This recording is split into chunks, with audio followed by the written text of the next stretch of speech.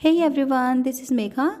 So today's video is introduction part 2 of mensuration. Last video हमने introduction part 1 किया था जिसमें हमने कुछ शेप्स के पेरीमीटर एंड एरिया के फॉर्मूलाज देखे थे, उनकी प्रॉपर्टीज़ देखी थी।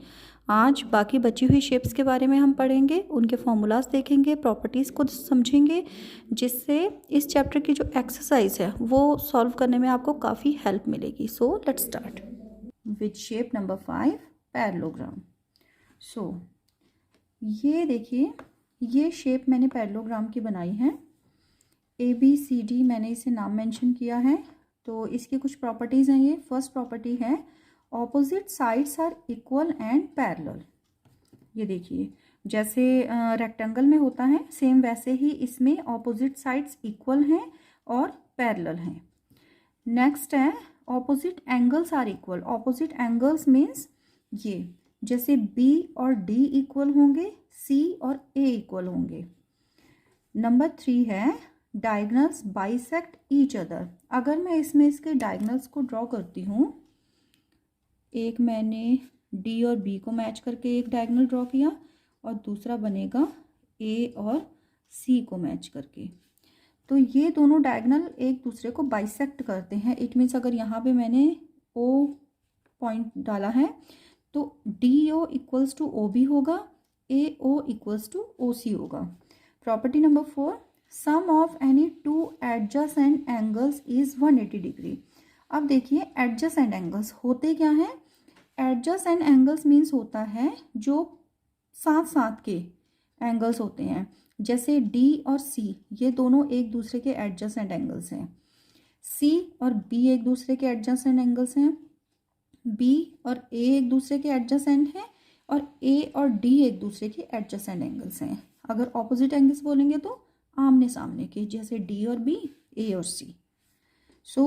इसमें है कि टू एडजेसेंट एंगल्स का सम 180 डिग्री होता है। तो इसका मतलब हो गया कि अगर आप एंगल A को एंगल B में प्लस करते हैं तो इक्वल्स टू आएगा 180 डिग्री। सेम ऐसे ही अगर B और C को प्लस करेंगे तो भी आपका 180 डिग्री आ जाएगा। C और D को प्लस करेंगे तो भी 180 डिग्री और D और A को प्लस करेंगे तो भी 180 degree. Now let's see the perimeter of a parallelogram.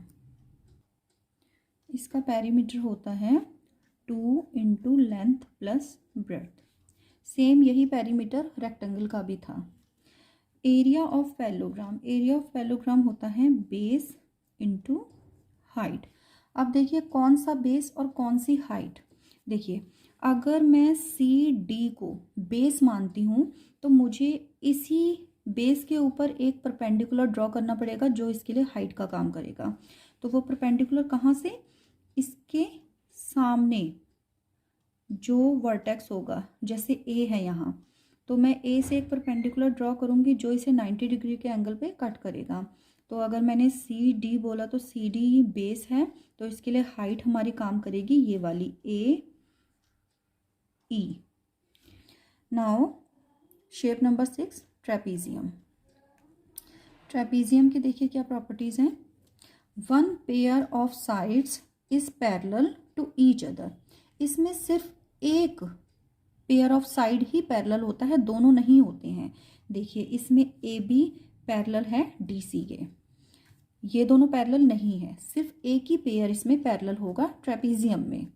Next है the adjacent interior angles sum up to 180। Adjacent interior angles, adjacent मैंने आपको अभी अभी बताया, उस एडजेसेंट का मतलब होता है जो साथ साथ के होते हैं, जो कॉन्टिन्यू होते हैं। तो जैसे D प्लस C करेंगे तो 180 डिग्री आ जाएगा, यही जैसे मैंने यहाँ पे ये लिखा हुआ है, सेम ऐसे ही। नंबर 3 है the sum of all interior angle is 360 degree.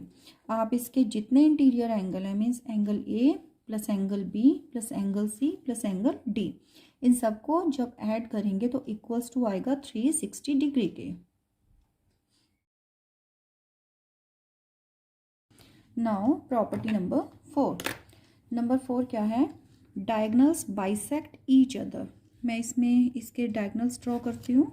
तो बाइसेक्ट करते हैं मतलब एक दूसरे को इक्वल पार्ट्स में कट करते हैं, जैसे अभी ऊपर वाली सारी शेप्स में मैंने आपको बताया था। So perimeter of trapezium AB plus BC plus CD plus DA। Now area of trapezium. Area of trapezium के लिए एक फॉर्मूला होता है half into A plus B into H। A और B इसमें ये जो इसकी साइड्स हैं इनकी लेंथ है। जैसे ये अगर ये वाली साइड हमने A मानी तो ये वाली साइड हो जाएगी B। और H क्या है? इसकी हाइट। जैसे अभी ऊपर वाले फिगर में बताया था, आप इसके अपोजिट वर्टेक्स से इसके ऊपर जो परपेंडिकुलर ड्रॉ करते हैं वो क्या मानी जाएगी? इसकी हाइट। तो यहाँ पे हाइट आपकी हो गई AE। ओके, सो AB हो गई इसकी साइड्स और H हो गई इसकी height. Now shape number 7, rhombus. Number 1 है ऑल साइड्स आर इक्वल। इसकी सारी साइड्स इक्वल होती हैं जैसे स्क्वायर में होता है। AB equals to BC equals to CD equals to DA। Means सारी साइड्स इसकी इक्वल होती हैं जैसा कि एक स्क्वायर में होता है। नेक्स्ट है the opposite sides are parallel. देखिए इसमें BC साइड पैरेलल है AD के और AB साइड पैरेलल है DC के। नेक्स्ट है opposite angles are equal. Means angle A equal होगा एंगल C के और एंगल B इक्वल होगा एंगल D के। नेक्स्ट है diagonals bisect each other at right angles. देखिए अगर मैं इसके डायगनल ड्रॉ करती हूँ तो जो इसके डायगनल्स हैं वो एक दूसरे को 90 डिग्री पे कट करेंगे। मीन्स ये जो इंटरसेक्शन पॉइंट है इनका, यहाँ पे 90 डिग्री का एंगल बनेगा हर साइड से। जहाँ से भी आप मेज़र करेंगे एंगल हमेशा 90 डिग्री का बनेगा। So now perimeter of rhombus. क्या फॉर्मूला होता है इसके लिए? Perimeter sum of all sides होता है। तो देखिए इसकी सारी साइड्स इक्वल थी और कितनी साइड्स हैं इसमें? 4। सो 4A will be the perimeter of rhombus. Area of rhombus. Area of rhombus आपका इसमें दो फॉर्मूलाज होते हैं। एक होता है जो इसमें बेस हाइट के हिसाब से होता है और दूसरा फॉर्मूला जो इसकी डायगनल्स के हिसाब से बनता है। तो मैं आपको इसमें लिख देती हूँ। एक फॉर्मूला है इसका इसमें बेस इनटू हाइट और एक फॉर्मूला इसमें इसका डायगनल्स से बनता है। जब आपको डायगनल्स दिए रहते हैं तो आप इसकी वैल्यू पुट करके निकाल लेते हैं एरिया। ये है हाफ D1 D2। ओके, तो D1 D2 ये समझ आ ही रहा है कि D1 है डायगनल 1 और D2 है diagonal 2।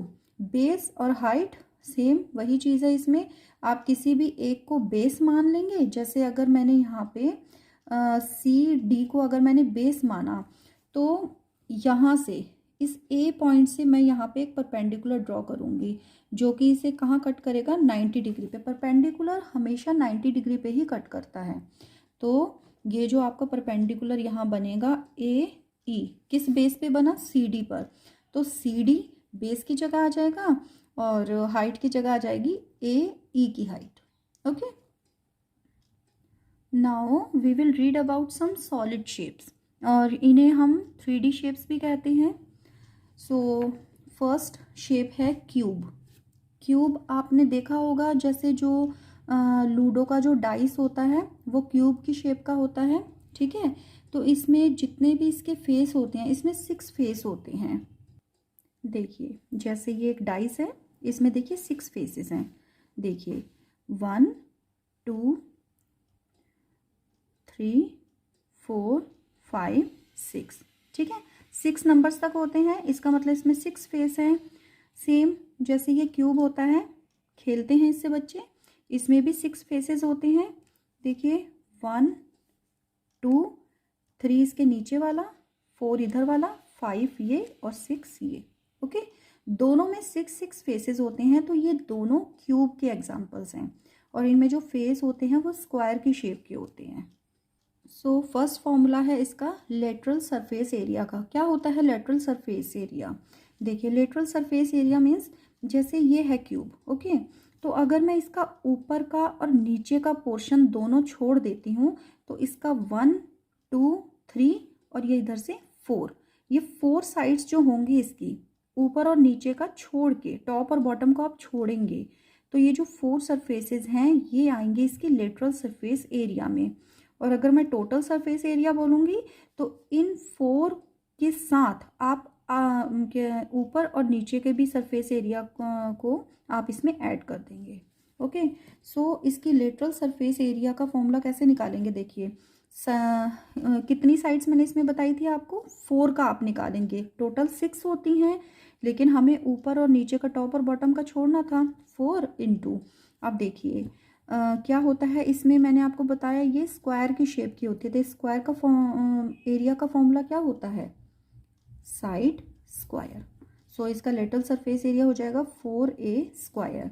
Total surface area, total कितनी हो गई इसकी साइड 6, और जितनी भी इसकी फेस हैं वो सारे के सारे स्क्वायर की शेप के हैं, तो बन जाएगा a स्क्वायर।